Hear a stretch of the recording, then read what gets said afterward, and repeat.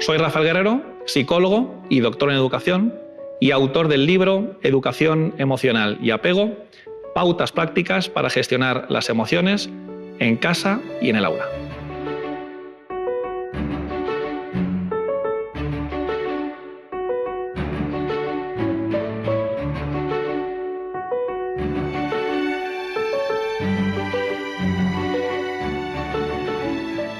Hola Rafa, soy Laura, mamá de 2 niños y bueno, un verdadero placer poder tener esta conversación contigo y hacerte unas cuantas preguntas que yo creo que nos interesan a todos los padres y madres de los peques. Bueno, en primer lugar me gustaría hablar de la empatía. Yo creo que todos queremos que nuestros hijos se pongan en el lugar del otro, que se pongan los zapatos de otro y bueno, nos gustaría saber también si realmente la empatía es algo innato o que se aprende, ¿no? O cómo poder enseñársela también. Bueno, primero de todo, Laura, un verdadero placer estar aquí contigo y bueno, creo que estamos aquí para aprender todos y vamos a disfrutar, ¿no?, de esta conversación. Eso primero de todo. Bueno, la empatía es uno de los temas más importantes, ¿no? Es verdad que yo creo que estamos en un contexto donde no se le da toda la importancia que debería, pero la empatía es tremendamente importante, ¿no? La empatía es uno de los conceptos, una de las variables que necesitamos enseñar a nuestros hijos, ¿no? El concepto de empatía viene del griego empatos, que quiere decir sufrimiento con el otro. Entonces te voy a poner un ejemplo, Laura.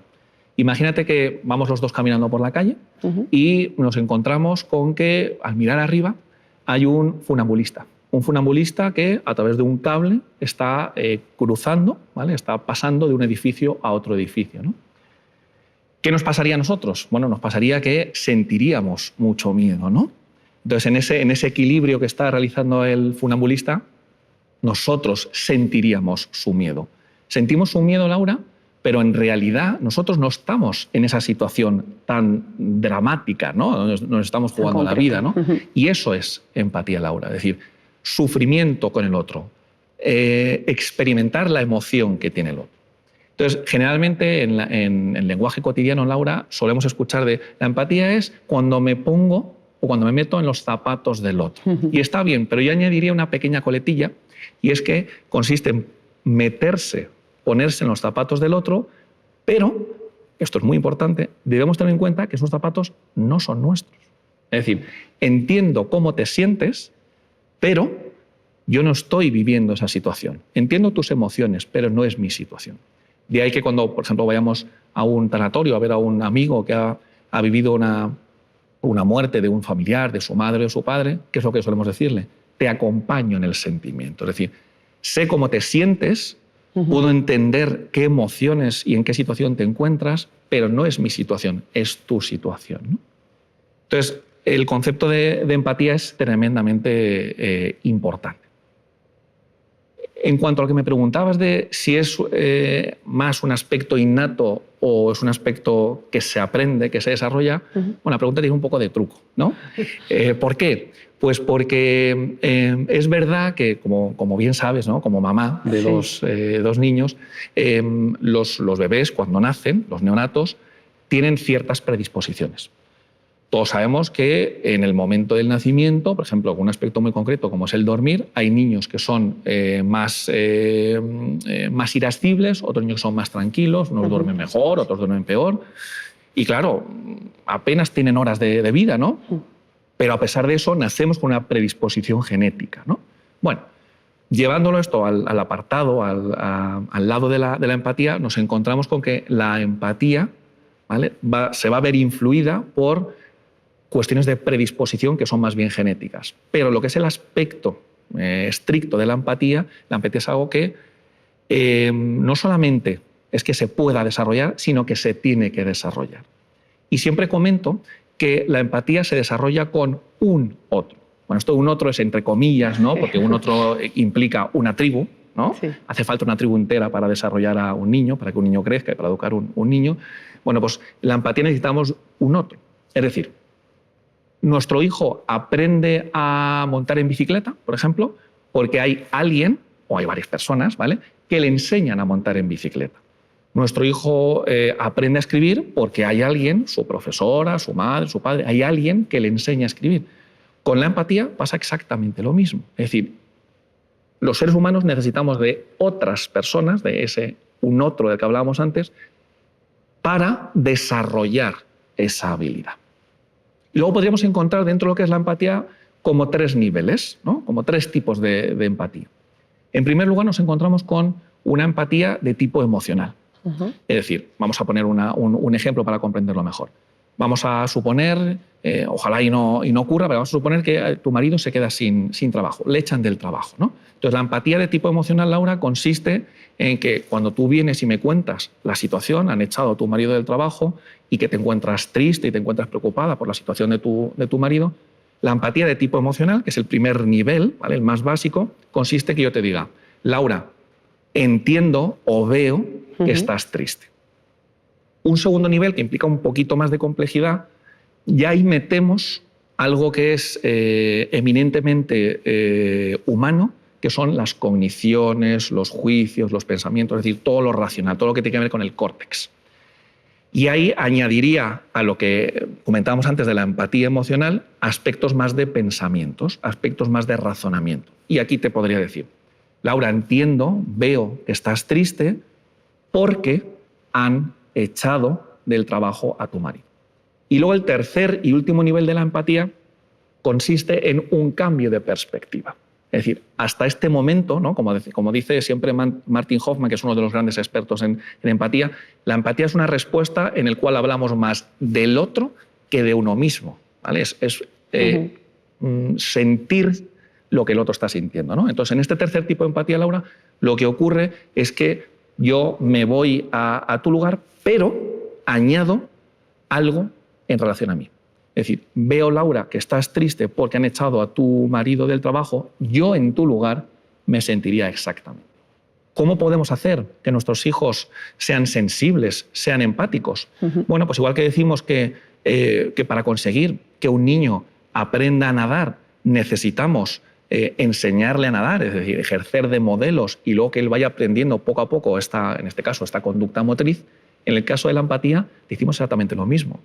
Decía la Madre Teresa de Calcuta, no os preocupéis por lo que les decís a vuestros hijos, preocuparos de lo que hacéis. Uno de los casos que a mí me sirven para explicar muy bien la empatía y otras habilidades que vamos aprendiendo es el caso de Jenny. Jenny es un caso muy interesante y muy dramático que se desarrolla en los años 70 en Los Ángeles, en California.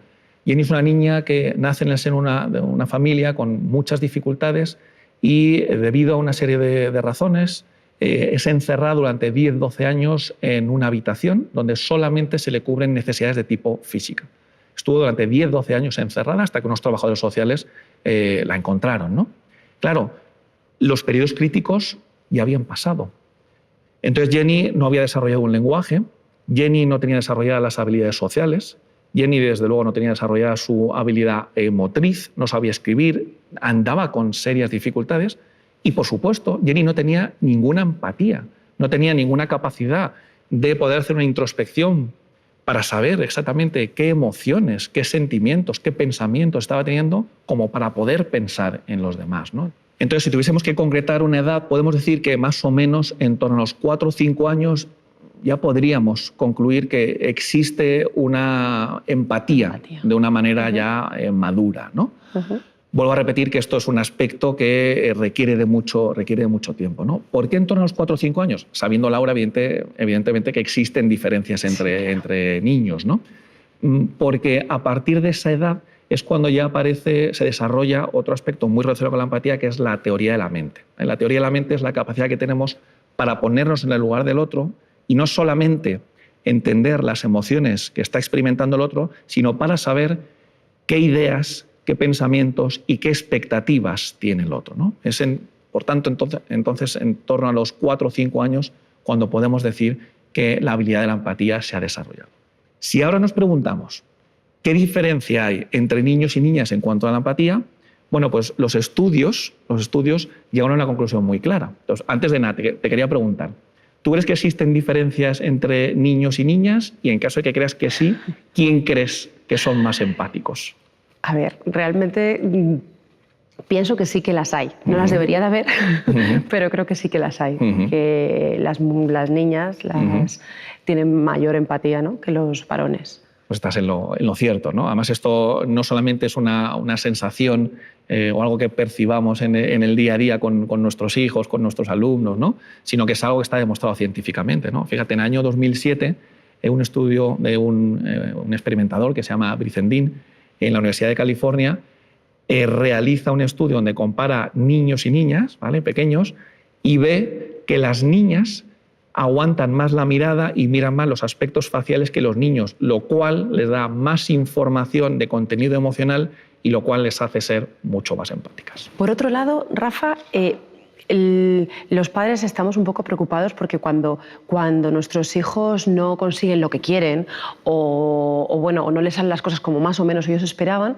pues se enfadan, se bloquean y bueno, llega la palabra mágica, ¿no?, y difícil para todos, que es la frustración, ¿no?, la tolerancia a la frustración. Nos preocupa mucho saber si realmente los niños necesitan tener frustración, hasta qué nivel tenemos que dejarles que se frustren, hasta dónde, cómo, de qué manera. ¿Qué nos puedes comentar al respecto? Bueno, en primer lugar, Laura, decimos que la frustración, más que una emoción, es un sentimiento, ¿no? ¿Qué diferencia hay entre una emoción y un sentimiento? Bueno, si queríamos hacerlo muy sencillo, podemos sacar una especie de fórmula matemática y decimos que un sentimiento es igual a una emoción más un pensamiento, una cognición, ¿no? Sí. Entonces, la frustración es un sentimiento. ¿Eso qué implica? Eso implica que solamente los seres humanos nos frustramos. ¿Por qué? Porque la emoción que está por debajo de la frustración, lo que está en la base, es la rabia, ¿no? Y la rabia sí que es una emoción que tenemos todos los mamíferos, ¿no? ¿Hasta qué punto es necesario que un niño se frustre y aprenda a frustrarse? Es tremendamente necesario, ¿no? ¿Por qué? Porque la vida, Laura, como bien sabes, tiene muchos acontecimientos y tiene muchas situaciones que son realmente frustrantes, ¿no? Es decir, momentos en los que nos gustaría que las cosas fuesen de otra manera, pero no lo son. Entonces, yo siempre digo que qué mejor momento, qué mejor lugar para nuestros niños que aprender a frustrarse con mamá y con papá. Lo que no podemos hacer, Laura, es esperar, ¿vale?, quitarles situaciones de frustración y de sufrimiento a nuestros niños y esperar a que los niños se independicen o se vayan a estudiar, por ejemplo, la carrera a Santiago de Compostela, porque la nota no les ha dado en Madrid, en Barcelona, en la ciudad donde estén viviendo, y nos encontremos, o el niño, mejor dicho, el chaval en este caso, el ya adulto, se encuentre con situaciones que sean realmente frustrantes. ¿Y cómo uno aprende a frustrarse? Frustrándose. Claro, uno tiene que aprender a frustrarse experimentando la emoción de rabia y luego también, por supuesto, que nosotros seamos capaces de darle al niño estrategias. Es decir, que yo reconozca que lo que estoy viviendo es una situación frustrante y que yo, por supuesto, tenga herramientas. Si nadie me enseña herramientas, si no hay un otro que me dé herramientas, difícilmente voy a poder gestionar mi propia emoción. Pero claro, para eso, previamente, tengo que reconocer que me siento frustrado. No es que me sienta mal, es que me siento frustrado. Y no es que me sienta frustrado y punto, sino que me siento frustrado porque no me han dado el trabajo que yo quería, porque no me han dado la plaza en el máster que yo quería estudiar, ¿no? Uno de los aspectos que para mí es muy importante es que entendamos, los adultos, padres, madres, profesores, que el proceso de que les enseñemos a los niños a regular sus emociones es siempre de fuera para adentro. Es decir, el niño nace con la predisposición de que le enseñemos a regular sus emociones, pero el niño no sabe regular sus emociones. El neonato que está en el hospital, recién nacido, que está llorando, llora porque es la única manera que tiene de expresar su malestar, de expresar que tiene hambre, de expresar que tiene frío o de expresar su incomodidad, ¿no? Pero no sabe, ¿no? Entonces, por eso el proceso, Laura, es siempre de fuera para adentro. Esto es lo que yo denomino que es siempre un proceso que va de la heterorregulación, es decir, yo te regulo a ti, para que con el paso de los años eso se convierta en que tú seas capaz de autorregularte. Pero siempre, para que el niño sea capaz de autorregularse, ha necesitado un otro. Ha necesitado a alguien que le haya heterorregulado. Yo te regulo a ti. Y esto es algo que se da siempre en 3 pasos. 3 pasos que se cuentan muy rápido, pero que llevan muchos años, ¿no? El primer paso, Laura, sería que para que yo te pueda heterorregular a ti, tengo que ser capaz de autorregularme a mí. Por eso, siempre, ¿no?, en los distintos cursos de formación a los padres les digo que es muy importante que ellos sean capaces de gestionar sus propias emociones. Claro. Partimos de ahí. Yo soy capaz de autorregular mis emociones. En segundo lugar, yo tengo que enseñarte a ti, mi hijo, mi alumno, tengo que enseñarte a ti ese proceso de regular las emociones. Y esto, como puedes entender, lleva mucho tiempo. Ya nos gustaría, ¿no?, a todos, a los padres, a las madres, que con decir las cosas una vez ya se aprendieran. Pero no es así. Requiere de muchas experiencias y requiere de algo que nos falta a la gran mayoría, ¿no?, que es paciencia. Y el tercer y último paso, Laura, ya es cuando el niño tiene la capacidad, el niño, el adolescente, tiene la capacidad para gestionar sus propias emociones. A esto es lo que denominamos autorregulación. Pero esto lleva mucho tiempo. Las emociones duran segundos, ¿no? Las investigaciones llegan a la conclusión de que una emoción de media dura en torno a 90 segundos. No dura mucho más. 2 o 3 minutos, la emoción ya ha desaparecido. ¿Por qué decimos que las emociones llevan con nosotros mucho tiempo? Porque eso ya no es una emoción, eso es un sentimiento. Es una emoción más una manera de pensar, que eso implica un sentimiento. Por eso uno puede ser un frustrado durante toda su vida, o sentirse frustrado toda su vida. O por eso uno puede tener un duelo durante muchos meses o muchos años, porque es una emoción, la emoción de tristeza, más una manera de pensar, ¿no? Que puede ser no tengo el control, puede ser no soy capaz, jamás voy a encontrar pareja, jamás va a volver a ser esto como era antes. Y claro, esa manera de pensar lo que hace es que ancla la emoción. Vamos a suponer que yo tengo la ilusión de echarle una carrera a los 100 metros lisos a Usain Bolt. Entonces, bueno, le echo la primera carrera a Usain Bolt y resulta que es que me ha ganado. Obviamente. Bueno, me gana. Y le echo distintas carreras a Usain Bolt, ¿de acuerdo? Entonces, aquí es muy importante que, es verdad que en la primera carrera yo me puedo sentir enrabietado, ¿no? Puedo sentir la emoción de rabia. Pero si yo quiero que ese sentimiento sea adaptativo y no sea desadaptativo, la clave ahí, aparte de regular mi emoción, está en tener un pensamiento que sea adaptado a la situación. Es decir, yo tengo que ser consciente de mis capacidades, en este caso atléticas, y tengo que ser consciente de con quién estoy corriendo, ¿no? Entonces, si cada vez que yo he hecho la carrera a Usain Bolt con la idea de voy a intentar ganarle, no gano, aparece una emoción que se llama rabia. Porque la rabia aparece ante situaciones en las cuales yo considero que algo es injusto, en situaciones en las cuales yo estoy haciendo algo que me gusta y me lo cortan o me lo quitan, o un límite. Es decir, cuando consideramos que algo es injusto y necesito poner un límite, por ejemplo, a mi jefe, ¿de acuerdo? O, por ejemplo, a mi hijo, ahí es cuando aparece la rabia.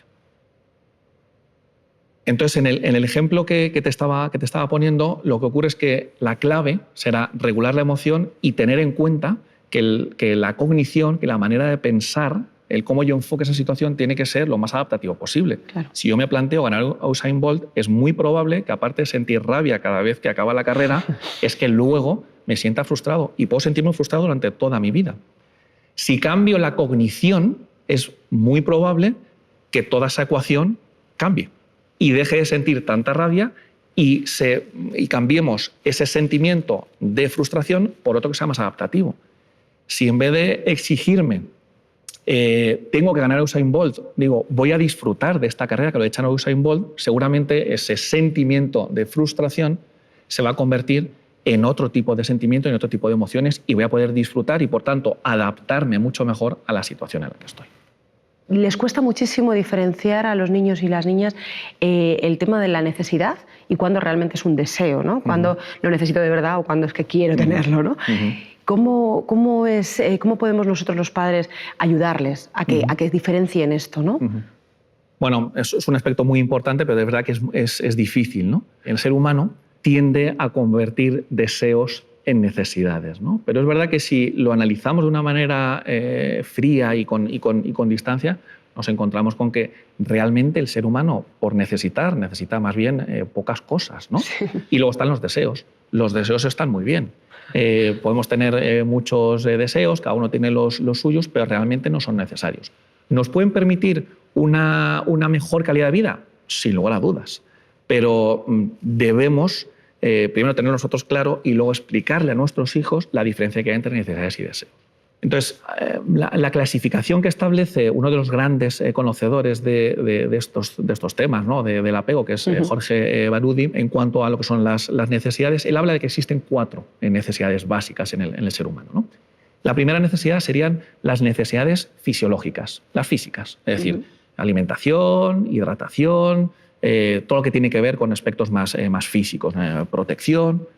En segundo lugar, tendríamos lo que son las necesidades afectivas o emocionales. Es decir, todos los seres humanos necesitamos sentirnos reconfortados y necesitamos que cuando yo no sé autogestionarme, que haya un otro que me enseñe a gestionarme o que directamente me calme, ¿no? O sea, cuando nuestros hijos están enrabietados o cuando nuestros hijos están tristes, necesitan, para su correcto equilibrio, ¿vale? mental, para su buena salud mental, necesitan que mamá o papá, la profe, les calme. Esa sería la segunda necesidad, las afectivas. En tercer lugar, tenemos las necesidades cognitivas. El ser humano, desde el momento del nacimiento, Laura, tiene la predisposición a aprender. Tiene una emoción básica que se llama curiosidad y, por tanto, todos tendemos a aprender. Sentimos curiosidad. Queremos aprender. Nos diferenciamos en qué cosas nos gustaría aprender, ¿no? Pero todos sentimos esa curiosidad, ¿no? Por tanto, el ser humano está predeterminado para aprender. Y esas son las necesidades cognitivas. Todos queremos aprender. A todos nos gusta conseguir la mejor versión de nosotros, ¿no? La versión 1.0, 2.0, 3.0. Entonces, todos tendemos a mejorar, ¿no? Pero es una necesidad. El irnos superando a nosotros mismos, el ir escalando en el trabajo, por ejemplo, el ir evolucionando en la familia, el ir evolucionando con uno mismo, por ejemplo. Y el cuarto tipo de necesidades que existen son las necesidades sociales. Decimos que el ser humano es un ser social, pero no es que nos guste ser sociales, que desde luego que lo disfrutamos, ¿no? Sino que es una necesidad. Si nos vamos, por ejemplo, a los colegios, las alarmas saltan en los colegios cuando nos encontramos que un niño está en el patio solo. Y no es solamente una cuestión de que el niño está sufriendo, que también. Es que cuando un niño tiene distintos grupos y se encuentra muy protegido, eso es una cuestión de supervivencia. Claro. Si nos vamos al reino animal, del cual tenemos tanto que aprender porque nos están dando lecciones de vida constantemente, ahí nos encontramos con que cuando uno está en una manada, se siente protegido. Y eso es una necesidad, sentirnos protegidos. Si ahora nos vamos a lo que es la psicopatología de este tipo de necesidad, aquellas personas que en nuestra sociedad están viviendo solas, están en una situación de grandes dificultades, aparte de mucho sufrimiento, ¿no? Entonces, el vivir solo, el vivir aislado, implica un desequilibrio en la salud mental. Por eso nos gusta tanto, por eso disfrutamos tanto de la interacción social, pero lo que está en la base de todo eso es que necesitamos. ¿Y por qué lo necesitamos? Porque es un factor de protección. Por eso los niños que son líderes tienen mucha protección. ¿Por qué? Porque tienen muchas redes. Y me voy a todo lo contrario, Laura. Los niños que están sufriendo bullying, ahí es donde saltan todas las alarmas. ¿Por qué? Porque no sienten ese calor de sus compañeros, están solos. Y eso implica riesgo. Yo sigo un esquema que aprendí de una de mis maestras, de Begoña Aznárez, que es psicoterapeuta de la Sociedad Española de Medicina Psicosomática y Psicoterapia. Y en este esquema ya hablamos de 16 necesidades básicas, ¿no? Bueno, evidentemente no nos da tiempo hablar de todas, pero bueno, vamos a mencionar si quieres alguna que pueden ser interesantes, ¿no? Una de las necesidades básicas que tienen nuestros niños, que tiene cualquier ser humano, independientemente de la edad, es la seguridad y la protección. Es decir, nuestros niños necesitan desarrollarse en entornos de seguridad y de protección. Y nosotros, como adultos, responsables de nuestros hijos, de nuestros alumnos, nos tenemos que encargar de darle esa seguridad y esa protección a nuestros hijos. En segundo lugar, podríamos hablar de otra necesidad que es, podríamos decir que es la otra cara de la moneda de la seguridad, que es la autonomía. ¿Cómo es posible que yo le pueda dar seguridad por un lado al niño, que le pueda dar protección y que a la vez le pueda dar autonomía? Bueno, pues todo tiene su momento, ¿no, Laura? Hay momentos en que el niño tiene ese desequilibrio emocional y necesita pegarse físicamente y emocionalmente a mamá, a papá, a su profe, pero cuando el niño ya ha sido heterorregulado por su madre y vuelve otra vez al equilibrio, ya tiene las pilas cargadas como para poder salir de esa situación y desarrollar otra necesidad, que es la autonomía.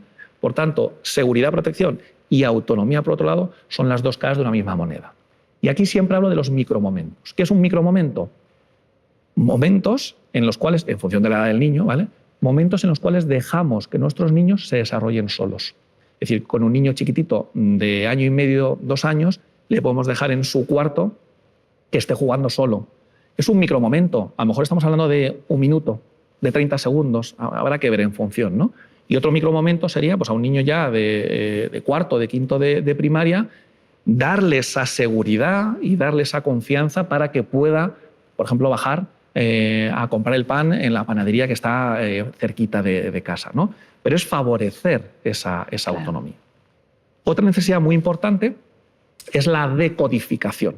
La decodificación consiste en explicarle a los niños lo que está ocurriendo o lo que ha ocurrido. Decodificar consiste en, como yo suelo decir habitualmente, en contar el cuento de lo ocurrido, en darle una narrativa.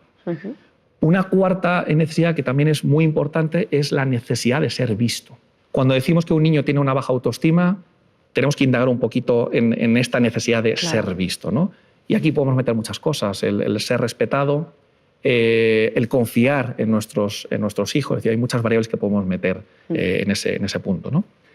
Una quinta necesidad sería la responsividad, que no responsabilidad. Tenemos que ser responsables como adultos que somos con nuestros niños, ¿no? Pero ¿qué es la responsividad?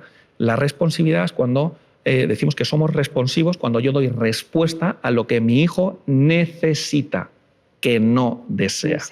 Los deseos sí se pueden cumplir fenomenal, pero las necesidades hay que cumplirlas sí o sí. Entonces, cuando mi hijo tiene una necesidad, si yo le doy exactamente la necesidad que él tiene, estoy siendo responsivo. Si le estoy dando la necesidad que a mí me gustaría que él tuviera, no estoy siendo responsivo. Y si directamente no respondo, evidentemente no estoy siendo responsivo. Pero la responsividad es tremendamente importante tanto para madres, padres como para maestros. Tenemos que dar a nuestros niños lo que ellos necesitan. La última necesidad de la cual vamos a hablar ahora tiene que ver con explicitar el cariño a nuestros hijos. No hay que darlo por hecho, hay que decirlo. Ya que hablamos un poco del tema de la educación emocional, sí que me gustaría que nos pudieras dar algunas claves para intentar gestionar las emociones de nuestros hijos, ¿no? Tanto las buenas como un poco más las negativas, ¿no? Y sobre todo las más intensas. Bueno, Laura, es tremendamente importante que con el tema de las emociones una de las funciones que cumplamos es legitimar la emoción. Implica que yo permito que mi hijo no solamente experimente la emoción, sino que la pueda expresar. Claro, cuando decimos expresar la emoción, por supuesto, siempre dentro de unos límites. Es decir, yo entiendo y te permito que estés enrabietada, pero lo que no te puedo permitir es que me pegues un bofetón o que cojas la silla y la lances por la ventana, ¿no? Entonces, eso siempre dentro de unos límites, ¿no? Pero es tremendamente importante que los padres seamos conscientes de que en el 100% de las ocasiones las emociones tienen que ser legitimadas. Entonces aquí yo a los profes siempre les pongo un ejemplo que les chirría mucho, a los padres también, ¿no? Yo siempre pongo el siguiente ejemplo, ¿no? Si vuestros hijos en alguna ocasión os dicen, mamá, es que la profe de inglés me tiene manía, no entréis a debatir, no entréis a racionalizar. ¿Por qué?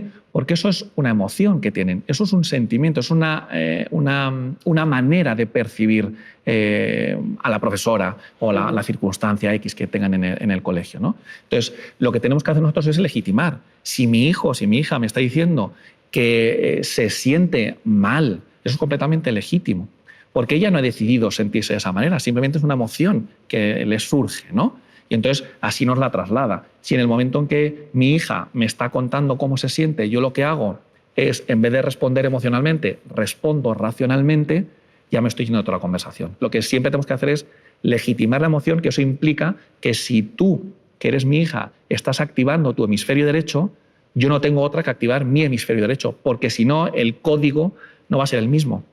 Te tengo que atender en conexión de hemisferio derecho con hemisferio derecho. Y las emociones no se pueden criticar porque yo no las he elegido, simplemente me surgen. Otra de las cosas que además también les llama mucho la atención a los padres cuando se lo digo es, por favor, no les preguntéis por qué se sienten de esta manera. Grave error. Podemos preguntar, Laura, ¿Qué hacemos? ¿por qué hacen? ¿Vale? Pero lo que tiene que ver con sentimientos no se lo podemos preguntar. ¿Por qué? Pues imagínate que yo voy al traumatólogo y el traumatólogo, una vez que me hace las pruebas, me dice, bueno, pues entonces, ¿crees que te tenemos que operar?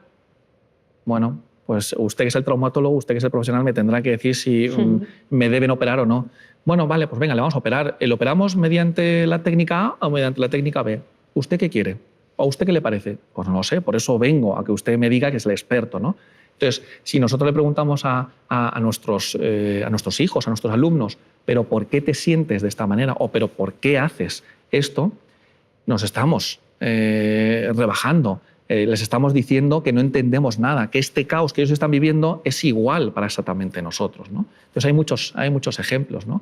La profesora que le pregunta a su alumno, pero ¿por qué nunca haces lo que yo te digo, ¿no? El otro día nos contaba una amiga que su hija, que tenía 3, 4 añitos, acaba de tener un hermanito. Entonces, bueno, pues ha tenido una regresión y vuelve a hacerse pis, ¿no? Y entonces la mamá le preguntaba a su hija, dice, pero cariño, ¿por qué te haces pis? La niña evidentemente no sabe por qué se hace pis, ¿no? Todo esto es tremendamente inconsciente. Entonces yo le tengo que dar una explicación y la tengo que poner sobre la mesa, la tengo que hacer explícita. No vamos a hablar de eso porque esto es traumático para la niña, por eso está haciendo pis. No, hay que hablar de ella y hay que hablar de la situación, hay que decirle que ha tenido un hermanito y que este tipo de conductas, que este tipo de emociones son tremendamente normales, para que la niña entienda lo que le está pasando, porque la niña, claro, si ya la situación de tener una hermanita que cambia toda la estructura familiar ya de por sí es caótica, requiere una adaptación, como para que encima no me expliquen por qué mi cuerpo, por qué mi cabeza, por qué cómo me siento, no termino de entenderlo, ¿no? Otra de las estrategias muy sencillas que podemos llevar a cabo con nuestros hijos es ponernos a su misma altura.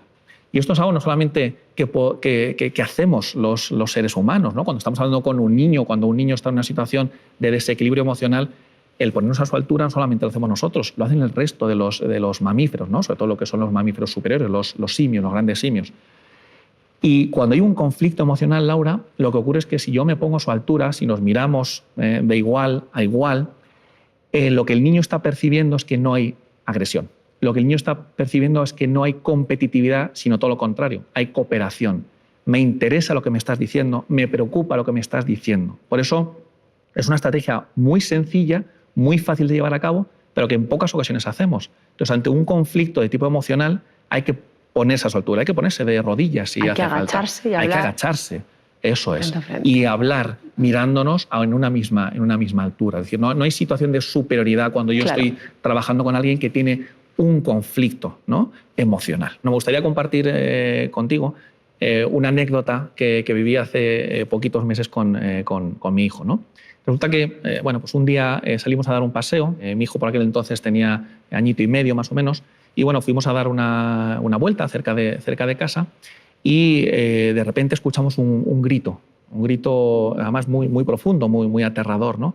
Entonces, de repente miramos hacia dónde venía el grito y bueno, resulta que una mujer mayor, que tendría pues, unos 70 años más o menos, se había caído con tan mala suerte que no había dado tiempo a poner las manos en el suelo para protegerse y por tanto se había hecho una raja en toda la frente. Entonces la mujer iba sola, empezó a gritar, a llorar y bueno, pues no había nadie para socorrerle, ¿no? Lo primero de todo es, por supuesto, atender a la mujer. Estábamos cerca de un colegio, por tanto, inmediatamente empezaron a venir padres a echar una mano, llamaron al 112, y bueno, la mujer ya estaba atendida. Y entonces en ese momento yo ya me puedo marchar, ¿no? La habíamos atendido Nacho, mi hijo y yo, como buenamente podíamos. Claro, un padre primerizo que se encuentra en esa situación llevaba una mochila con agua, con pañales y con toallitas, no llevamos nada más, ¿no? Entonces, bueno, le ayudamos de la manera que podemos a la mujer e inmediatamente, en cuanto esa mujer ya está atendida, lo que yo hago es, me bajo, me pongo a la altura de mi hijo y entonces empiezo a decodificarle, empiezo a darle una narrativa. Y entonces le explico, claro, tiene año y medio, ¿vale? Le empiezo a explicar de una manera lo más sencilla posible esta situación, que es traumática, que es dramática, tanto para la abuela como para mi hijo, como para los que estábamos ahí, ¿no? La mujer estaba sufriendo mucho, ¿no?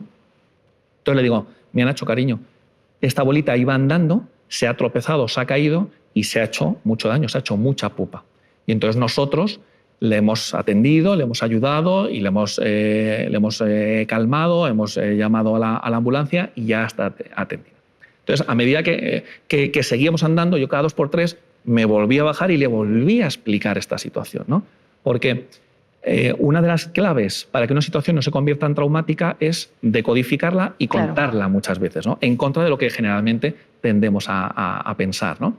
Entonces, ¿qué es lo que ocurre? Que lo que es importante es que yo le coloque esa historia que para él es muy caótica, que para él es novedosa y que es desagradable, yo se la coloque bien. Y es verdad que luego cada padre, cada madre va a tener su propia narrativa, lo va a explicar de su manera. Yo se lo expliqué de esta manera, que fue la mejor manera que pude, pero el caso es que yo lo iba repitiendo, ¿vale? Se lo repetí 2 o 3 veces. Es más, mi mujer en ese momento no estaba, yo la llamo por teléfono y le digo, cariño, te voy a poner con Nacho que te va a contar. Y Nacho lo contaba a su manera, ¿no? El caso es que 2 meses después volvíamos de viaje y no sé qué hiló Nacho que me demostró que él había entendido esa narrativa. Entonces, él me llamó, me dijo, papá, y me dijo, papá, yaya, pupa, agua. Entonces él me había contado con 3 palabras la narrativa de habíamos visto una yaya que se había hecho pupa y que nosotros le habíamos dado agua. Entonces en ese momento me di cuenta que la narrativa estaba hecha, que la había hecho de la mejor manera que yo podía, ¿vale?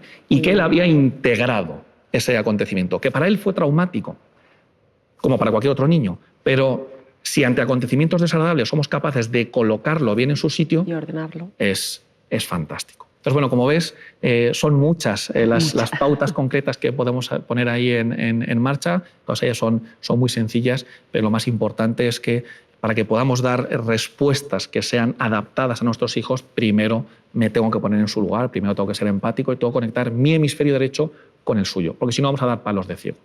¿Qué emoción crees que es más difícil de gestionar por parte de los padres y de las madres? La emoción que peor llevamos los padres y las madres, sin lugar a dudas, es la tristeza. La tristeza. Es la tristeza, sí. Hay otras emociones que también siendo desagradables, bueno, podemos reconducirlas un poco más o tenemos más estrategias, pero sin lugar a dudas, ver a nuestros hijos sufrir, ver a nuestros hijos tristes y decaídos, es la emoción que peor regulamos como adultos, ¿no? Los padres y las madres, sin lugar a dudas. Otras emociones, como por ejemplo la rabia, bueno, generalmente la rabia la llevamos un poquito mejor, ¿no? Porque bueno, pues la rabia suele ser una explosión en la cual bueno, pues el niño suelta lo que le parece mal, lo que le parece injusto y bueno, volvemos otra vez más o menos a la normalidad, esa la llevamos más o menos bien. La alegría, que lleva a un extremo se convierte en euforia y eso también, por supuesto, hay que reconducirlo, pero bueno, como es alegría, ¿no? Por ejemplo, cuando un niño es su cumpleaños, su fiesta de cumpleaños, suele estar eufórico, pero bueno, como está contento, pues lo llevamos bien, ¿no? Y la emoción reina de todas, ¿vale? Es el miedo, pero el miedo lo llevamos un poquito mejor los padres, ¿no? ¿Crees, Rafa, que puede ser también porque nosotros como adultos también nos cueste más gestionar la tristeza? Claro, la emoción. sin lugar a dudas. No hay nada más traumático para un niño cuando está viviendo una emoción intensa, como puede ser rabia, como puede ser miedo o tristeza, que mirar a los ojos de su padre o de su madre y ver el miedo reflejado. Es decir, cuando yo estoy en una situación que desconozco, que para mí es caótica, que no sé muy bien qué hacer, que me encuentro muy mal porque tengo una emoción que me está inundando, ¿qué es lo que hago? Buscar protección. Y el niño, ¿qué es lo que hace? Buscar a su figura de referencia, que pueden ser mamá, papá, o está en el cole y es su profe, ¿no? Un profe con el que tiene una buena relación, una buena sintonía. Pero si esa emoción la estoy viendo en los ojos de mi padre, en los ojos de mi madre, eso es completamente devastador. Muchas veces los padres, sin querer hacer daño o con toda la buena intención, porque queremos lo mejor para ellos, pero a veces se nos escapan frases y les decimos cosas que a veces les estamos haciendo daño, sin darnos cuenta, pero les hacemos daño, ¿no? Frases un poco demoledoras, como digo yo, ¿no? Como, pues no llores, que eso no es para tanto, o por ejemplo, no lo haces igual que tu hermano, a ver si lo haces mejor. Ese tipo de cosas, este tipo de frases, ¿por qué las decimos los padres? Y sobre todo, ¿cómo podemos evitar, ¿no? decirlas para no hacerles daño? Fíjate, Laura, que ahora que me hacías esa pregunta, me acuerdo de uno de mis autores favoritos, que es Donald Winnicott, que era un psicoanalista inglés, y él tenía un concepto que a mí me encanta y lo suelo utilizar habitualmente, que es el de padres suficientemente buenos. Es decir, generalmente tendemos a la excelencia, tendemos a ser padres 10, madres 10, profesores excelentes, ¿no? Y este concepto de Winnicott, la verdad que cuando lo utilizo, cuando tengo sesiones con padres, la verdad que suele tranquilizar mucho, porque es que realmente no necesitamos ser ni Superman ni Superwoman, necesitamos ser suficientemente buenos, ¿no? Entonces, bueno, ahora entramos en lo que me preguntabas, pero este concepto de padres suficientemente buenos, que se podría también establecer el paralelismo con profesor suficientemente bueno, yo creo que tranquiliza mucho, ¿no? Sí. Es verdad que a veces tendemos, ¿no? Porque bueno, el estrés del día a día, ¿no? Las rutinas, no solamente somos madres y padres, sino que encima somos trabajadores, somos hermanos, somos hijos, somos amigos, ¿no? Entonces sí, tenemos muchas cosas en nuestro día a día, Sí. ¿no? Y utilizamos frases que son tremendamente hirientes, ¿no? Yo siempre digo que estas frases que son demoledoras, como tú bien decías, van directas a la autoestima del niño, ¿no? Sí. Y luego es verdad que la autoestima es aquel factor que los estudios llegan a la conclusión de que es el que mejor predice la calidad de vida de nuestros hijos. Entonces debemos tener mucho cuidado con estas frases, aunque son inevitables, ¿no? Son inevitables, todos hemos dicho esas frases. Claro. Lo importante es que si las decimos, que seamos conscientes y que podamos pedir perdón, ¿no? Nos tenemos que mostrar vulnerables ante nuestros hijos, ¿no? Bueno, una, por ejemplo, de las frases que tú comentabas, ¿no? Que suele ser muy frecuente, el deja de llorar por esa tontería. O no te enfades por eso, ¿no? No tiene importancia, ¿no? Bueno, pues aquí decimos que lo que para nosotros como padres, como adultos, es una tontería, para el niño es un gran problema. Claro. Nosotros estamos en ese equilibrio, pero el niño se encuentra completamente inundado emocionalmente. Y entonces el niño necesita una explicación, el niño necesita un abrazo, el niño necesita unas palabras, necesita algo, ¿no?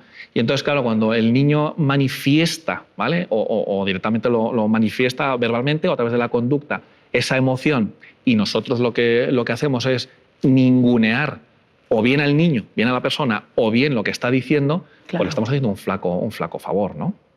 Por ejemplo, otra de las frases que son tremendamente demoledoras, aunque es verdad que afortunadamente esta no suele ser tan frecuente, es cuando la mamá o el papá se enfada con el niño porque no le está haciendo caso y entonces le dice, hoy no voy a ser tu mamá. Bueno, esa frase es demoledora, esa es muy hiriente, ¿no? Y entonces salir de esa relación emocional que es perpetua, ¿vale? Entre mamá y el niño es tremendamente hiriente, ¿no?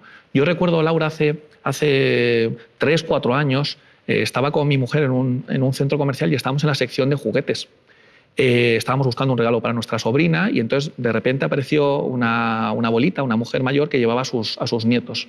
El niño tendría 3 añitos, 3, 4 añitos, y la niña era un poquito mayor, tendría 5 o 6 años. Claro, imagínate, 2 niños en la sección de juguetería de un centro comercial, pues estaban locos, ¿no? Claro. Moviéndose de aquí para allá, cogiendo juguetes, sacándolos, ¿no? Estaban encantados de la vida. Y nosotros estábamos mirando también juguetes para nuestra sobrina, ¿no?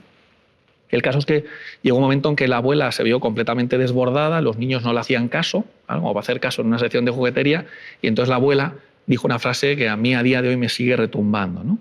Y me acuerdo que le dijo, Darío, si te sigues portando así no te voy a querer, ¿no? Entonces, ese tipo de frases son tremendamente hirientes. Es decir, no podemos condicionar el cariño, no podemos condicionar el amor a una conducta, a un resultado. También nos vamos al contexto educativo, Laura, y nos encontramos también con muchos padres que condicionan el hacer caso, el cariño, la atención con resultados académicos. Entonces, si tú cumples con mis expectativas que yo te he puesto como padre, tienes todo mi cariño, pero si no cumples con ellas, te los retiro, no te hago caso, hoy dejo de ser tu padre, hoy no juego contigo, ¿no? Y eso es tremendamente hiriente, eso va directo a la autoestima y hace polvo a los niños. Y el último aspecto que te comento son los deberías. Vivimos en una sociedad donde hay mucho debería, ¿no? Donde hay mucha exigencia, donde hay mucha expectativa, ¿no, Laura? Entonces, debemos tener mucho cuidado, debemos adaptarnos más a nuestros hijos y a cómo son, a sus características idiosincrásicas, antes que a cómo ese niño debería responder, vuelvo otra vez al debería, en función de la edad que tiene, ¿no? Entonces, muchas veces, tanto padres como profesores dicen, es que con la edad que tienes ya deberías saber estudiar solo. Es que yo con tu edad ya hacía o dejaba de hacer, ¿no? Sí. Y esto hay que tener mucho cuidado porque no podemos trabajar con niños con camisetas de talla única. Tenemos que trabajar con niños de camisetas o de camisas hechas a medida. Entonces no consiste en que, como tienes 15 años, se supone que deberías que. Los deberías son tremendamente inmaduros, ¿no? Desde nuestro punto de vista. Hay que centrarse en cómo es cada uno de los chicos y adaptarnos a sus necesidades. Es decir, si tú tienes una dificultad porque tienes un déficit de atención, porque tienes una dislexia o porque estás en un momento de tu vida con una serie de dificultades, yo, como adulto responsable, me tengo que adaptar a tus necesidades. Y los deberías tenemos que dejarlos a un lado, porque son tremendamente hirientes, porque no dejan de ser comparaciones. Comparamos con hermanos, comparamos con amigos. Es que fíjate, tu hermana, siendo más pequeña que tú, ya hace los deberes sola y tú no. Entonces es tremendamente hiriente. Rafa, ¿y qué claves nos darías a los padres y a las madres para poder gestionar bien las emociones de nuestros hijos? En primer lugar, tendríamos una fase que consiste en conocer las emociones. Es muy importante conocer. Debemos conocer cuáles son las emociones básicas y cuáles son sus funciones. Por ejemplo, debemos conocer, nos vamos a centrar en las 4, 5, 6 emociones básicas, las principales. No nos vamos a ir a emociones como la vanidad o los celos, sino con las básicas nos vale. Entonces, conocer que existen estas 4 o 5 emociones, conocer el nombre de las emociones, ¿vale? No es que me sienta mal, sino que me siento rabioso, por ejemplo, y conocer las funciones de esas emociones básicas. Es decir, que uno se pone muy tenso, ¿vale? Y tiene ganas de pegar porque está experimentando una emoción que se llama rabia. Ese sería el primer paso, ¿vale? El conocer cuáles son las emociones básicas.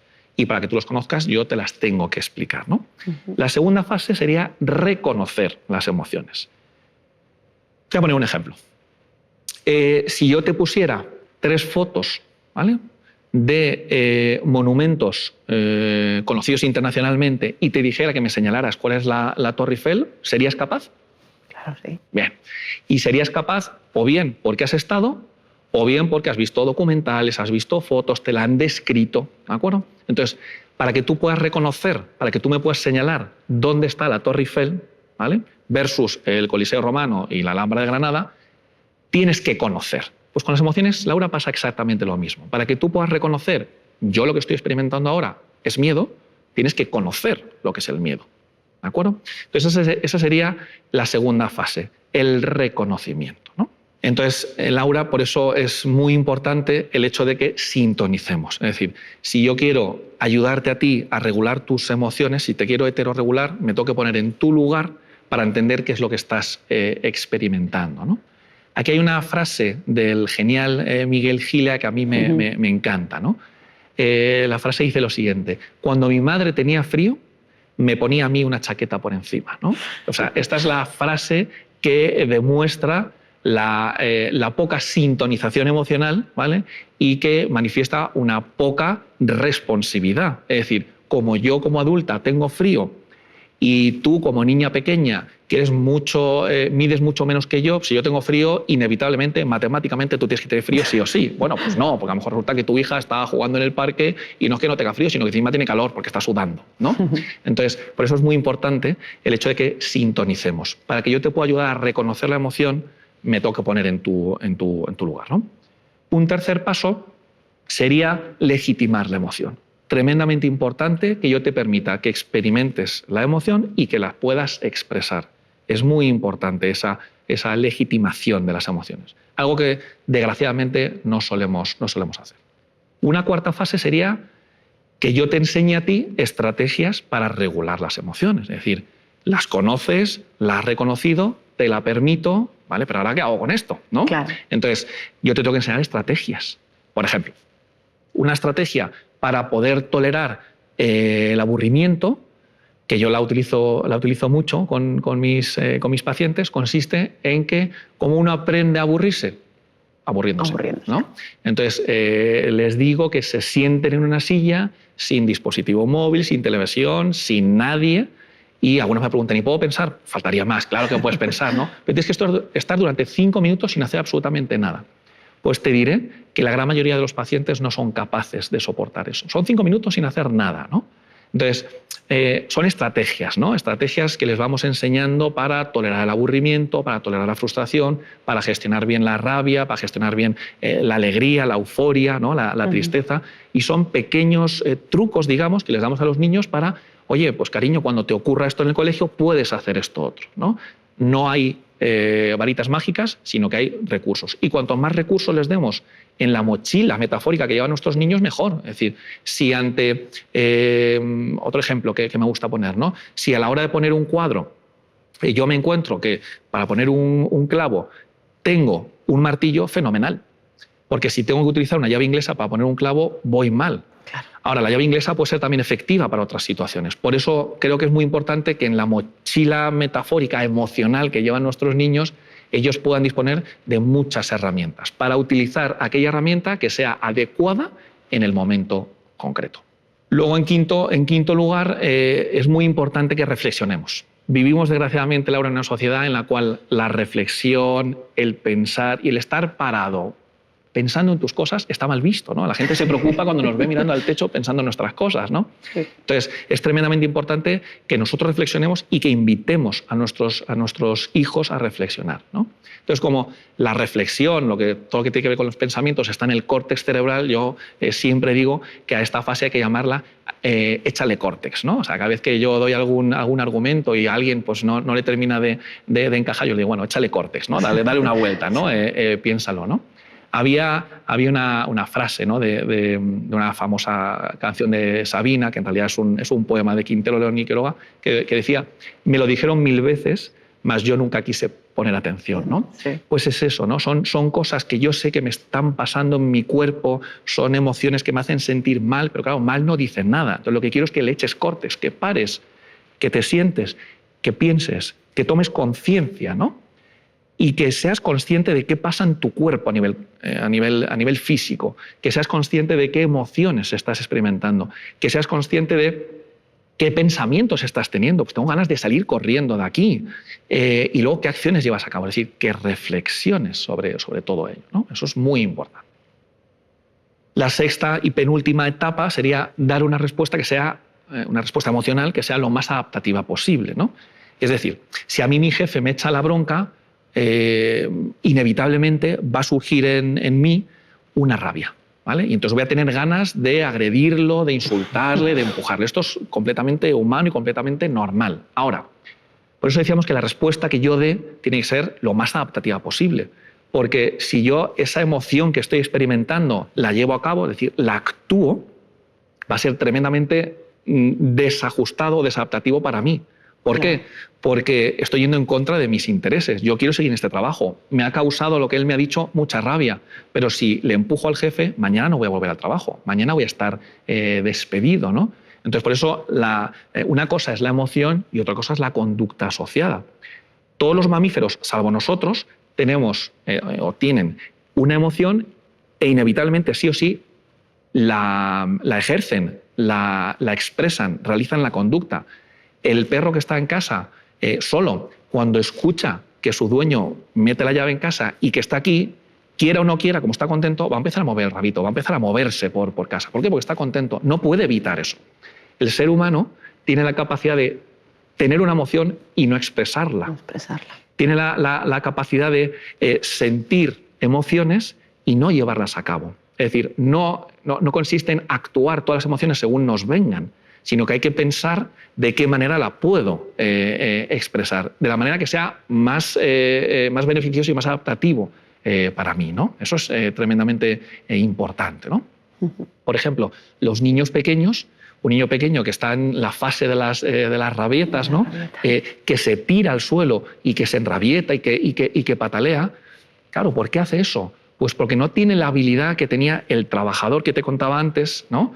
Para decirle al jefe o para callarse y no decirle nada. La única manera que él tiene de realizar esa expresión de la conducta es tiene una emoción, como el perro que veíamos antes, y la pone en marcha. No tiene la capacidad de inhibir, ¿no? De parar y decir, no hagas esto. Es el único mecanismo que él tiene para expresar su rabia.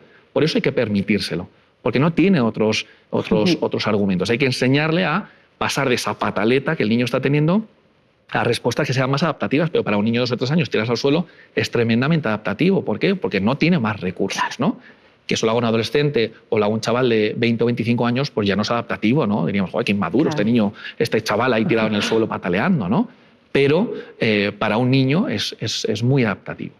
Y en séptimo y último lugar, la última fase, sería darle una narrativa. Darle una narrativa consiste en coger las fases anteriores y ponerlas en conjunto, ¿no? Consiste en darle una explicación a todo lo que ha ocurrido. Cuando las cartas están desordenadas, yo te las ordeno y te doy una explicación, ¿no? Cuando el niño se ha caído, se ha hecho daño físico, pero también un daño emocional porque se ha asustado, yo le tengo que dar una narrativa. Cariño, esto que te pasa se llama miedo, te has asustado porque no esperabas caerte mientras íbamos andando por la calle y entonces por eso estás llorando, tienes miedo, es normal, no pasa nada, a todos nos ocurre, cuando tenemos miedo nos sentimos tensos, nos sentimos más chiquititos y lloramos, es completamente normal, ¿no? Entonces le estoy dando una narrativa, te estoy explicando lo que a ti te ha ocurrido. También le puedo explicar lo que me ha ocurrido a mí en el trabajo o lo que el niño ha visto en la tele o lo que ha pasado en el patio porque había una pelea entre 2 compañeros de secundaria y el niño lo ha visto y le toca dar una narrativa, ¿no? Pero estas serían, en definitiva, las 7 fases que debemos llevar a cabo, ¿no? Rafa, y la cuestión es que muchas veces no sabemos qué sienten o qué piensan, ¿no? Nuestros hijos, que a veces nos cuesta entender ese sentimiento, pero es que a veces ni siquiera lo sabemos lo que están sintiendo. ¿Cómo podríamos saberlo como padres y madres, ¿no? El qué están pensando o sintiendo? Claro, esto sería cómo podemos darle una narrativa, ¿no, Laura? Claro, efectivamente, claro. Eso es un poco lo que no podemos darle una narrativa si no, realmente no lo sabemos ni siquiera nosotros, ¿no? Como adultos, qué es lo que les está pasando. Vale, pues aquí mira, vamos a manejar 4 conceptos muy sencillos, ¿no? Vamos a trabajar con sensaciones, vamos a trabajar con emociones, con pensamientos y en cuarto y último lugar vamos a hablar de conductas o acciones. ¿De acuerdo? Es decir, en el momento en que el niño lo está pasando mal y yo le tengo que explicar lo que está pasando o lo que él ha experimentado, vamos a utilizar esas cuatro variables. ¿Para qué? Para conseguir un equilibrio. El niño está desregulado emocionalmente y yo tengo que hacer algo para devolver a mi hijo, que no tiene estrategias, a su equilibrio emocional. ¿De acuerdo? Entonces, en primer lugar, hablamos de sensaciones. ¿Qué es una sensación? Una sensación es algo físico, es algo corporal. Entonces, generalmente, cuando hablamos de sensaciones, estamos hablando, vamos a utilizar un verbo o verbos similares para poder comprender bien estas 4 variables que te decía, ¿no? El verbo que utilizamos para las sensaciones suele ser notar. Entonces, cuando mi hijo tiene miedo, yo le digo, ¿te das cuenta, ¿vale? O notas que el cuerpo está tenso, o cuando tiene rabia, ¿te das cuenta cómo los puños se cierran? Notas. ¿Qué podemos notar? Que nos sudan las manos, que tengo vergüenza y entonces noto mucho calor en la cara. Puedo notar que el ritmo cardíaco se ha acelerado. Puedo notar tensión, puedo notar rigidez. Notar. Esas son sensaciones corporales, físicas. ¿De acuerdo? En segundo lugar, hablamos de emociones. Cuando hablamos de emociones decimos sientes. ¿Te das cuenta, cariño, que sientes miedo? O esto que tú sientes se llama miedo, ¿no? En tercer lugar, hablamos de pensamientos. Los pensamientos se piensan, ¿no? Y entonces, ahora sí que te pongo un ejemplo, ¿no? Pero en esa situación, cariño, tú creías que las creencias, los pensamientos, los juicios, ¿no? Y en último lugar, hablamos de las acciones. ¿Qué conducta hemos llevado a cabo, ¿no? ¿Cómo te has comportado ante esa situación? Si nos damos cuenta, Laura, sensaciones, emociones, pensamientos y acciones tienen que ver con partes concretas del cerebro. Sí. Es decir, las sensaciones tienen que ver con el tronco encefálico, lo cual quiere decir que es la parte del cerebro que se encarga de la supervivencia, ¿vale? Todo lo físico. Las emociones tienen que ver con el sistema límbico, están codificadas las emociones, ¿vale? Lo que sentimos.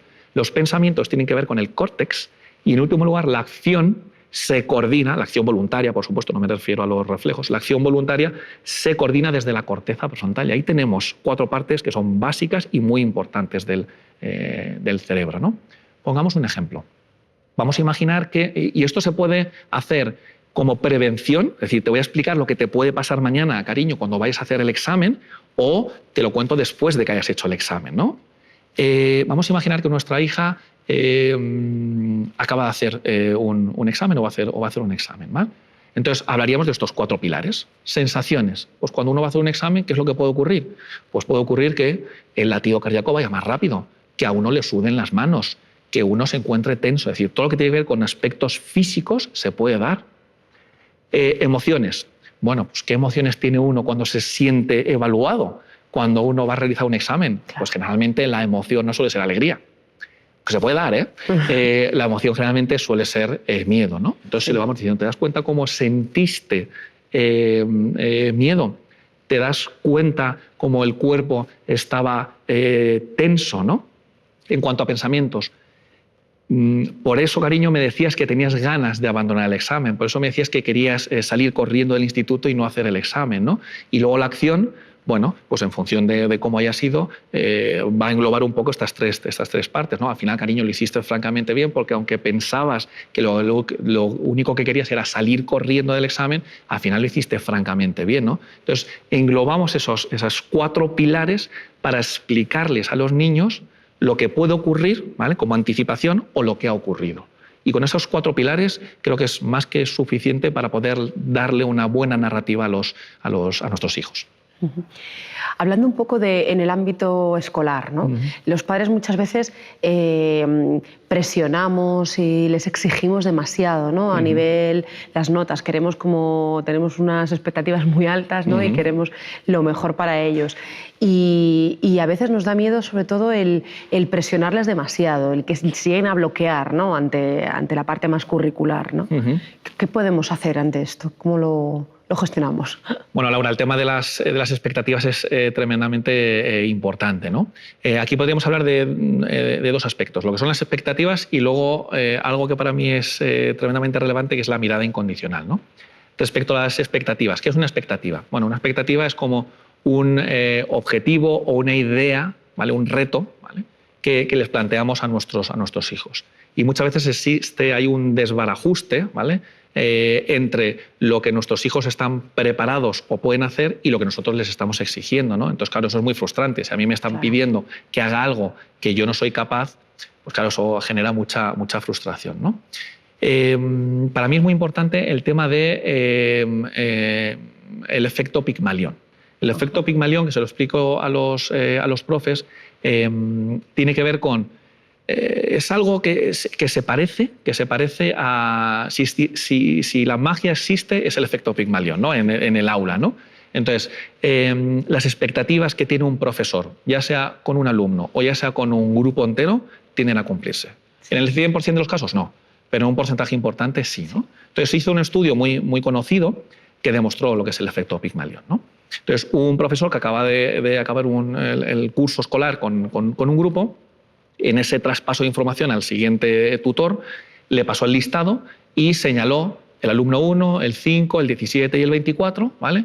Y le dijo al nuevo profesor, que no conocía nada de ese grupo, le dijo, estos son alumnos brillantes, rinden muy bien académicamente, son líderes sociales, te van a ayudar, cohesionan muy bien el grupo, etcétera, etcétera. El caso es que el profesor nuevo recibe esa información y cuando finaliza su curso se da cuenta que el rendimiento de esos 4 alumnos que hemos dicho estaba por encima de la media. Y el antiguo profesor le dice, pues todo lo que te he contado es completamente falso, ¿no?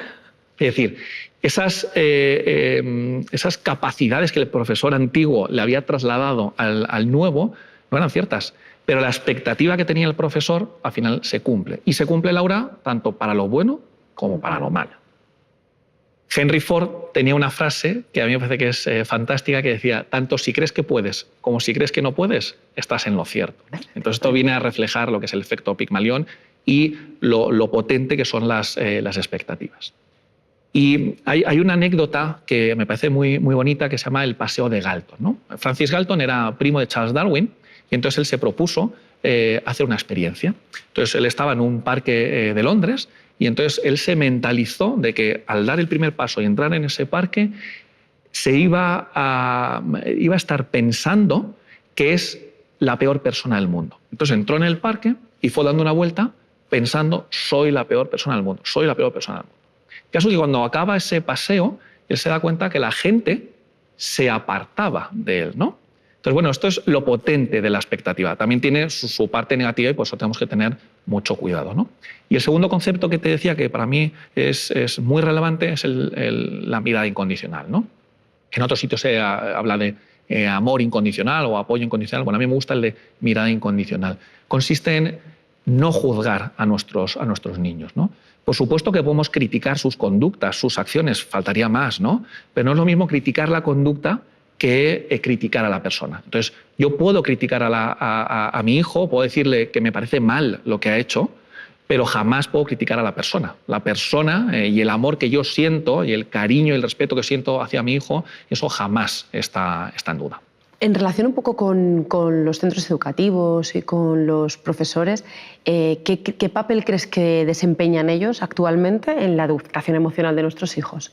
Solamente aprendemos de un profesor al cual queremos y admiramos. Y esto es muy importante, ¿no? De ahí que la relación y el vínculo que establezcamos con nuestros alumnos sea tremendamente relevante, ¿no? En el aprendizaje de nuestros chicos, ¿no? Cuando yo les doy clase a mis alumnos de la Facultad de Educación, a futuros maestros, el primer día de clase siempre les pongo una campana de Gauss, ¿no? Entonces, en esa campana de Gauss nos encontramos con la parte central, que supone un 80%, y luego en las dos colas, 10%, ¿no? Y ahí suma el 100% de los profesores, ¿no? En la cola inferior nos encontramos con un 10% de profesores que son negligentes, que no hacen bien su trabajo y que no son nada positivos para sus alumnos, ¿no? El 80%, es decir, lo que yo llamo cariñosamente los profesores del montón, son buenos profesores que hacen bien su trabajo y ya está, ¿no? Pero luego la cola superior, ese 10%, ¿no? Que como puedes ver es un porcentaje bajo, eso supone, Laura, que son profesores realmente transformadores, son profesores excelentes, ¿no? Y eso es lo que tenemos que pretender con los maestros y con los futuros maestros, ¿no? Entonces, los estudios de la doctora María José Díez Aguado llegan a la conclusión de que hay tres características que cumplen los profesores que nosotros consideramos que han sido realmente importantes y transformadores para nosotros. La primera característica es que son profesores que aman su trabajo, les gusta la docencia, ¿vale? Y disfrutan mucho la docencia. En segundo lugar, tienen un gran deseo por aprender, quieren crecer profesionalmente, ¿no? Y en tercer y último lugar, son profesores que han ayudado personalmente a sus alumnos a superar el miedo, a superar situaciones angustiosas, personales, familiares, sociales, ¿no? Por tanto, les han mirado incondicionalmente, les han ayudado, ¿no? Yo podría añadir algunas características más que creo que son muy importantes, ¿no? La primera característica de ese profesor realmente transformador sería la ternura, que es el principal factor que previene la violencia, ¿no? En segundo lugar, hablamos del sentido del humor. Es muy importante que el profesor tenga un buen sentido del humor, ¿no? Que realice clases que sean dinámicas, divertidas, etc., ¿no? Otra de las características sería que sea un profesor empático, es decir, que sea capaz de ponerse en lugar de sus alumnos, de entender sus circunstancias, ¿no? Que conecte su hemisferio derecho con el de sus alumnos. Y luego considero que es muy importante también llamar al alumno por su nombre, ¿no? Nos estamos encontrando con muchos profesores que acaban el curso escolar en primaria, en secundaria, y no se saben los nombres de sus alumnos, ¿no? Entonces, llamar a cada uno por su nombre implica tiempo, implica dedicación, y eso el alumno al final lo capta y lo agradece, ¿no? Por supuesto. Luego, otra cosa que tenemos que tener muy en cuenta, Laura, es que es verdad que el 60% de la población tiene un apego seguro, ¿no? Lo cual quiere decir que mamá y papá han hecho una buena labor, han sido padres suficientemente buenos y son personas, son alumnos que están bien adaptados, ¿no?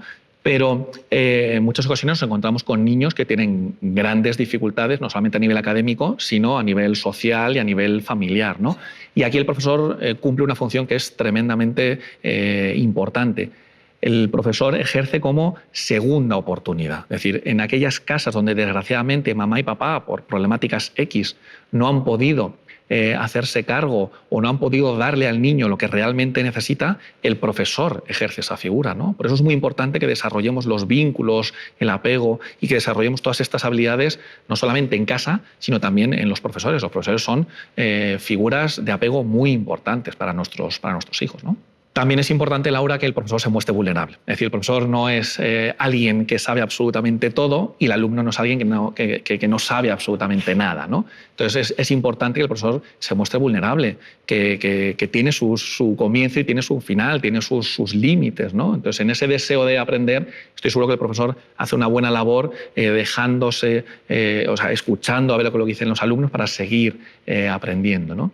Y ya para concluir, yo estoy completamente de acuerdo con Howard Gardner cuando él dice que para ser un buen profesor hace falta ser una buena persona, sin lugar a dudas. No podemos tener profesores excelentes que sean malas personas, ¿no? Sin lugar a dudas. Y en relación un poco a lo que hablábamos hace un rato de la canalización de las emociones, ¿no? Hemos hablado de la tristeza, hemos hablado del enfado. Yo creo que a muchos padres y madres, sobre todo de niños un poquito más pequeños, el tema de las rabietas es un tema que nos preocupa muchísimo, ¿no? Cómo las gestionamos nosotros, cómo las gestionan ellos, cómo ayudarles a gestionarlas a ellos y también cómo llevarlo un poco también, pues eso, en qué contexto, en casa, cuando nos ocurre en un centro comercial, nos ocurre en algún otro lado, cómo gestionar todo esto. ¿Qué consejos nos darías? Bueno, en primer lugar, Laura, decimos que las rabietas es la manera que tienen de expresar los niños su rabia, su enfado, su no querer hacer algo, ¿no? Y esa es la manera más adaptativa que tienen, ¿no? No les podemos exigir que se comporten como un adulto porque no son adultos. Por eso lo que hacen es se tiran al suelo, ¿no? Además es curioso porque un niño en plena rabieta, o sea, una rabieta por definición es en el suelo, ¿no? ¿Por qué en el suelo? Porque el suelo, la tierra, es lo más firme, ¿no? Entonces lo que buscan es la norma, es la estabilidad y por eso se tiran al suelo, ¿no? Podemos decir que existen dos tipos de rabietas. Están las rabietas del cerebro inferior y las rabietas del cerebro superior, que a veces también cuesta un poquito diferenciarlas, ¿no? Las rabietas del cerebro inferior tienen que ver con necesidades. Es decir, un niño que tiene una necesidad que no está siendo cubierta, el niño lo que hace es manifestar. ¿Cómo? A través de la rabieta. Esas rabietas, que son la gran mayoría de rabietas, Laura, tienen que ser atendidas. Es decir, ahí no podemos ignorar al niño. Cuando el niño necesita algo, yo no le puedo ignorar, ¿de acuerdo?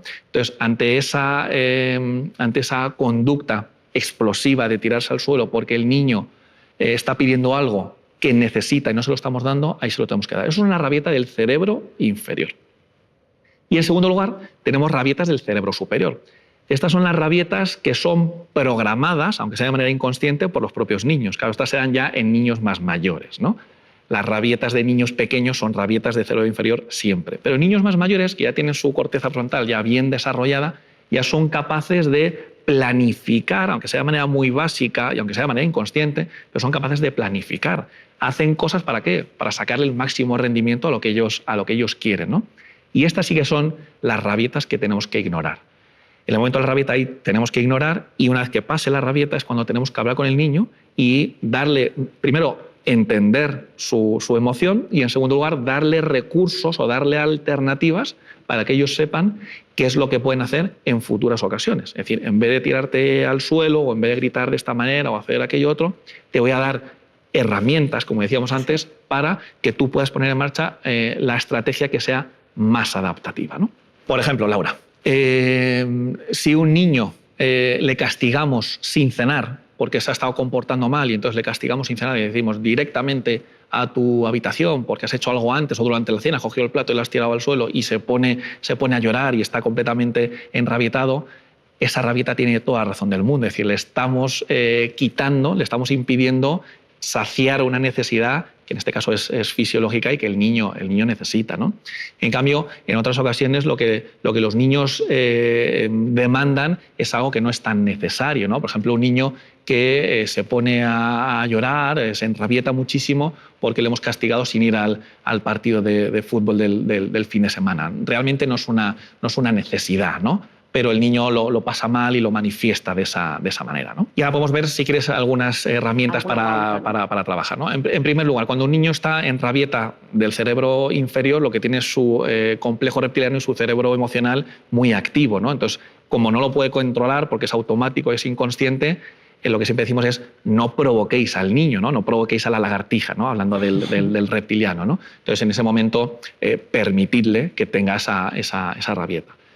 Uno de mis grandes referentes es Daniel Siegel, ¿no? Y él explica una estrategia que es muy sencilla, que se llama conectar y redirigir. ¿Qué es lo que tenemos que hacer ante un desequilibrio emocional, como puede ser, por ejemplo, una rabieta? Bueno, lo primero que tenemos que hacer es conectar con él. Y una vez que conectemos con él y consigamos devolver al niño del desequilibrio emocional al equilibrio emocional, es cuando ya puedo aplicar disciplina, cuando puedo hablar con él y cuando puedo razonar con él. Porque en el momento en que un niño está experimentando una rabieta, tiene su cerebro emocional muy activo y su cerebro pensante lo tiene muy inhibido. Por tanto, no puede pensar. A veces intentamos que los niños nos escuchen, nos atiendan y que lleven a cabo lo que les estamos diciendo en plena rabieta. Eso es imposible. Entonces, vamos a intentar reducir la activación de la amígdala para que cerebro emocional y cerebro racional estén más o menos a la misma altura, y a partir de ahí ya sí que podemos hacer cosas. Por tanto, Laura, lo primero que tenemos que hacer es calmar al niño, ¿de acuerdo? Conectar con él emocionalmente, siendo empáticos con él y entendiéndole, legitimando sus emociones, etcétera, etcétera. Y en segundo lugar, lo que tenemos que hacer es redirigir. Vamos a darle estrategias. Cariño, ¿qué te parece si o qué se te ocurre que podemos hacer cuando vuelva a ocurrir esto en un futuro, etcétera, etcétera? Es verdad que la anticipación, ¿vale? La anticipación es un mecanismo de defensa muy importante, ¿no? Que les anticipemos a los niños lo que va a venir después puede ser un buen recurso, ¿no?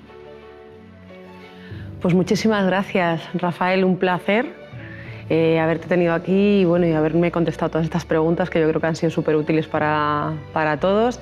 Y nada, un placer y gracias. Nada, gracias a ti, Laura. Ha sido un placer compartir este tiempo contigo y bueno, pues espero que te hayan servido estas pautas. Por supuesto. Así que nada, muchas gracias a ti.